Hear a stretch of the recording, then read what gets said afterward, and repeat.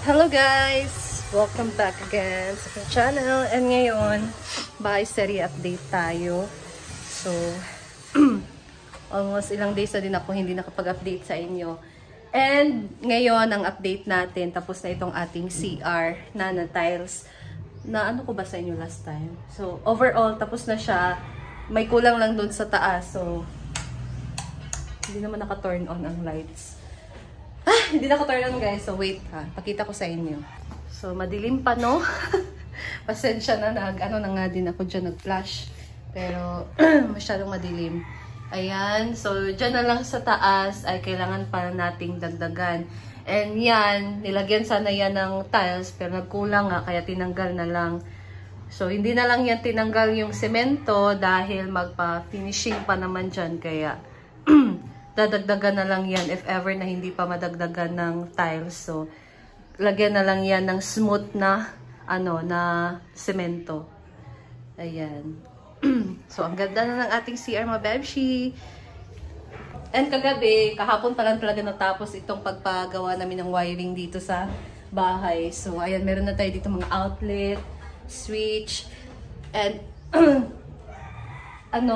plano ko pa sana by next month pa ako magpapakabit ng mga wire, mga ilaw, or magpapa-wiring dito sa loob ng bahay. So, iba din kasi yung ni Habi.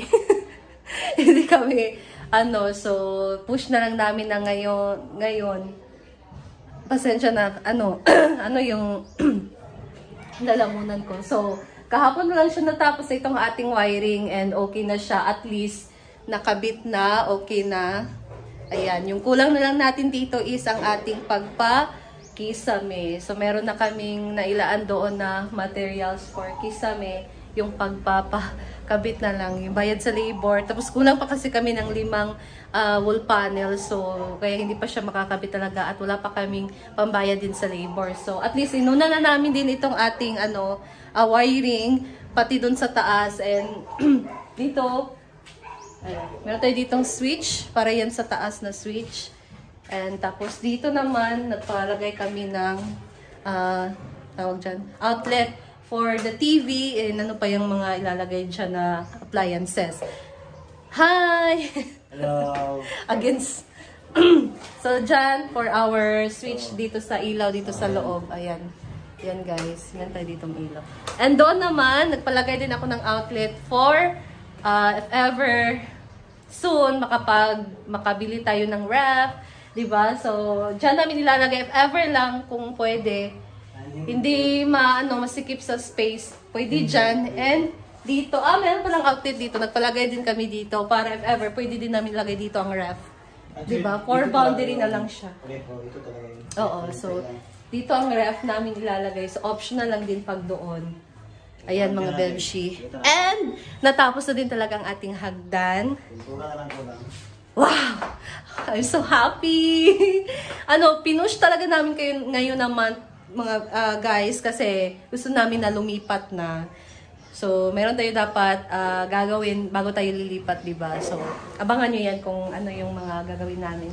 Ayan! Ito na ang ating hagdan. So, nalagyan na natin to. Natakpan na natin ng plywood. And then, meron nang nilagay dito na primer. Tawag nito, Nel? Epoxy primer. Epoxy primer. So, yan lang muna ang aming nilagay. And then, after that, pwede na namin yung pipinturahan pag, by next month na meron ng budget. So, ayan. Tingnan nyo Go. So, look at this. Look at this, guys. Ayan. So, natapos na. Ngayon na lang natapos. So, meron tong pintura sa loob. Bakit hindi na dito gipinturahan?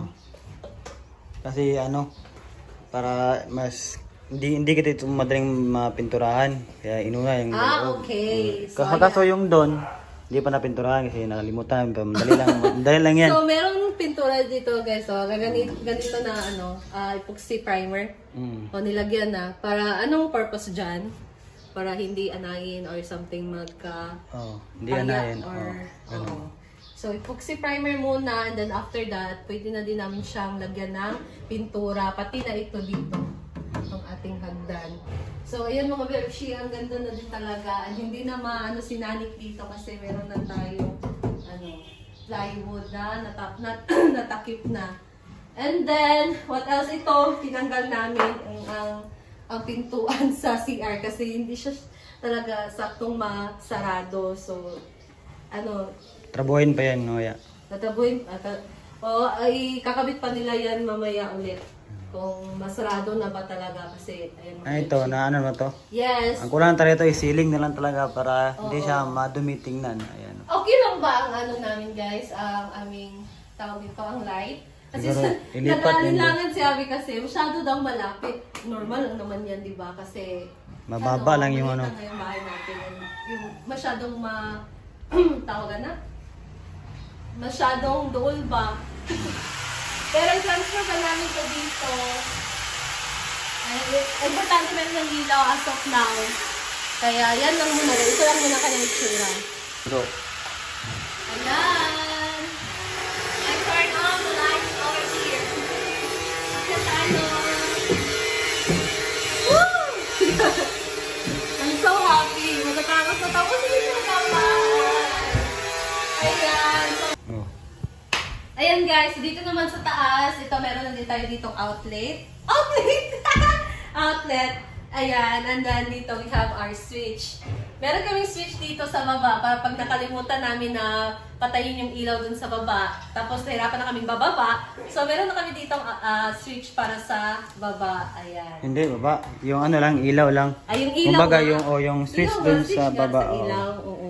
Kung andun tayo, tapos gusto natin i-off to, nakalimutan to. Ito lang. Hindi para kasali yung sa baba. Hindi. Akala kasali. Hindi kasi, daanan kasi to. So, importante na mayroong ilaw. So, pag uwi ka ng bahay, tapos wala pa tong ilaw, hindi ka na aakyat dito para on to. Doon ka na para meron ka na. Kasi ka dyan sa baba pag naon mo. Oo. Kung madilim lang. Ayan guys, so dito, yung purpose kasi na medyo dito siya na part para hindi maabot ni Nick. Kasi si Nick, di ba, malaki na, alam na niya paano mag-ganon, delikado. So, you better put it here. Ayan.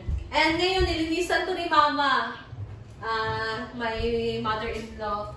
So, naglinis siya dito sa taas kasi ng ilang days, pwede na kaming nilipat dito guys. And ito na lang, okay pa yan, hindi pa naman siya okay lang yan. And sa mga susunod na yan, kung meron na tayong saktong budget, yung mga kulang na lang talaga, konti na lang din naman yung mga kailangan pang ayusin. So tingnan nyo ang aming salamin guys, ang ang kintab na, wala na tayong makikita dito ng mga hand marks, ganon. So di ba, pwede na tayo makapagsalamin dito. So wow! And hindi talaga siya mainit. Nandito kami ngayon and meron na siyang hindi siya mainit kaya so okay lang natin itong ating window. Ayan.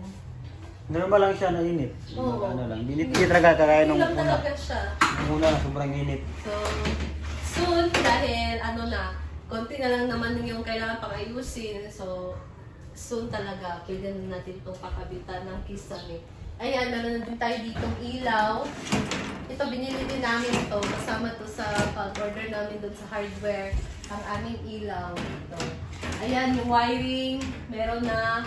Tapos sa labas, meron kami ding niready na doon na para sa ilaw. Kasi pag kagabi daw, di ba, kasi kami dito sa loob. Dahil sa itong ating sliding window at ating sliding door. So, para daw hindi tayo makikita dito sa loob pagkagabi, maglagay tayo ng ilaw dun sa labas. Para mag-reflect siya.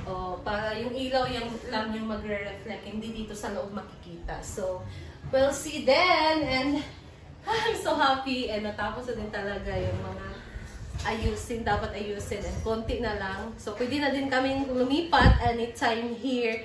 Kailangan na namin ayusin, linisin yung sa baba para before next week, lilipat na kami dito guys. So, ayan lang, yung lang dapat namin dito sa taas ay yung lalagyan ng aming mga damit. Yun lang, dito. Wala pa kasi kami yung nabiling aparador guys and yun nga yung problema pag lilipat kami dito. Saan namin lalagay yung mga damit namin. And siguro pwede na naman muna dito lang ilalagay. Pero mga box doon, pero kay Nanik lang kasi yun, hindi magkasya na ako. Ang dami kong damit. So, kailangan siyang bilhan ng mga box or anything, Parador ba yan or Durabox, ano ba yan. We'll see. Pwede naman dyan lang muna. So, ayan guys. Yan ang ating update ngayon. Ano pa bang hindi ko napakita sa inyo? Yung Trinabaw sa baba is yung pintuan namin dito sa likod. Para sa aming dirty kitchen kasi hindi pa yan nalagyan ng jam. So, meron pang mga natira ditong mga ano yun, parlance. Yun ang ginawa nila Habi. Tapos yung nagtrabaho ngayon dito. Ayan guys. Katsaban. What's up, Habi? Ayan. So, yan ang unang update natin ngayon, mga Bebshi. And that's all for today. Thank you so much for watching. And abangan nyo soon ang aming paglipat dito. Malapit na. So, thank you. Bye!